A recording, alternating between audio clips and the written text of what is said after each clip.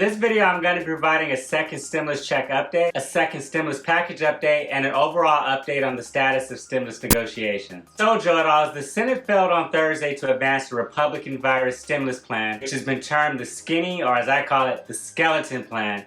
And boy, let me tell you, that's exactly what it was, a skinny plan. The total package was approximately $800 billion, and although there was some good items in the bill, I honestly don't feel it goes far enough to address all the issues and needs of the American people. Now, this latest defeat once again stalls efforts to pass another package to mitigate the economic damage caused by the pandemic. So the Republican-sponsored bill fell short of the 60 votes needed on a procedural step to move towards passage. So all the Democrats were present, and one Republican, Ron Paul of Kentucky, opposed it in a 52-47 vote. A nearly unanimous vote by the Republican Party comes after weeks of disagreement within their party about whether to pass any more funding, and if so, how much funding should be allowed and for what specific programs. I mean, guys, it seemed that the Republicans in the Senate and the White House, which consists of the President Donald Trump and Treasury Secretary Steven Mnuchin, who was a representative for the White House, they could not agree on what they wanted in a stimulus package. I mean, to me, this is the first step in any effective negotiations, as that you need to have a clear consensus on what it is that you're trying to achieve.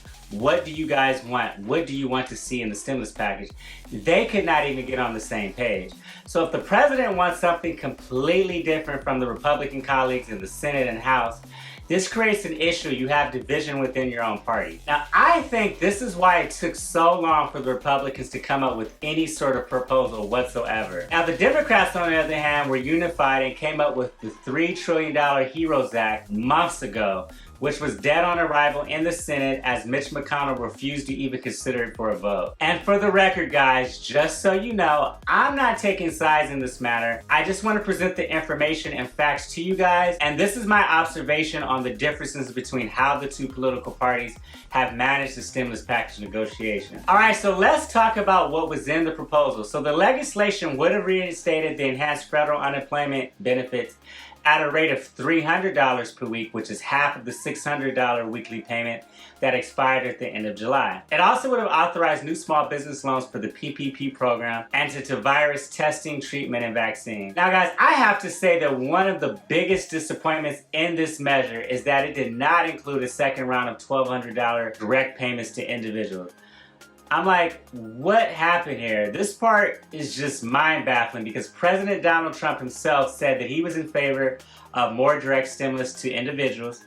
Treasury Secretary Steven Mnuchin said it was needed and in favor of more money to the people. And we definitely know that Democrats and Fed Chairman Jerome Powell all have said repeatedly, give more direct money to the people. Now, Republican Senate Leader Mitch McConnell went on record recently saying that he would also support a second stimulus check if the White House and Democrats both wanted it and could come to an agreement on a stimulus package. The Republican skinny bill also lacked relief for state and local governments for rental and mortgage assistance, as well as food aid. Now, while the CDC has stepped in to try to assist with a looming eviction crisis for renters, this does not apply or cover everyone, and it does nothing to address the ton of money in back rent or do anything to help assist landlords who are now in a financial bind, unable to pay their mortgages because tenants are not paying rent. I feel that Republican Senate Leader Mitch McConnell took the vote to allow his Republican colleagues to go on record in favor of popular provisions in the bill, such as another round of Paycheck Protection funding for small businesses, help for schools to reopen, and supplemental jobless benefits, which were all good things. After the bill failed to get the required votes, he blasted Democrats saying, and I quote, "They are still pushing a liberal wish list and are willing to scuttle provisions with widespread backing to deny Trump a victory." He also stated, and I quote, "Today, every senator will either say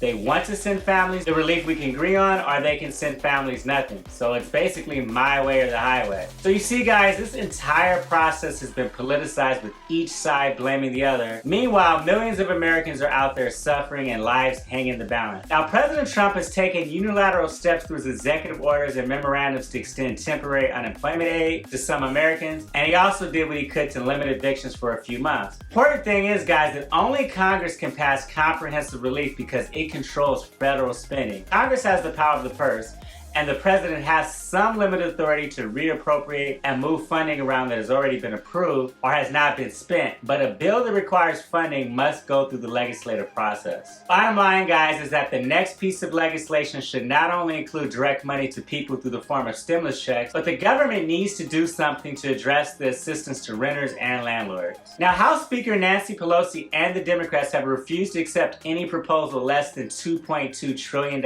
arguing that anything less does little to address the economic devastation caused by the pandemic. Democratic Senate Leader Chuck Schumer stated, and I quote, "This bill is not going to happen because it is so emaciated, so filled with poison pills.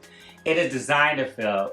It's insufficient, it's completely inadequate." So as far as the status of stimulus negotiations currently, Treasury Secretary Steven Mnuchin, who has been a point man in negotiation, he's been like a middleman, said that he cast doubt on whether agreement could be reached, saying he was not sure whether it was still a chance to reach an agreement. He stated, and I quote, "We'll see. It's important to a lot of people out there." Comment below, guys, what do you think about the current status of stimulus negotiations? Do you think that the Republican proposed skinny bill was enough to address the needs of the American people, or do we need more stimulus? Now, if you found value in the video, please make sure you hit that like button and share this video on your social media platforms. It goes a very long way in helping to support and grow the channel. Also, be sure to hit that subscribe button and turn on your notification bell as I'm posting valuable new information every week. Thank you again for watching, and until next time.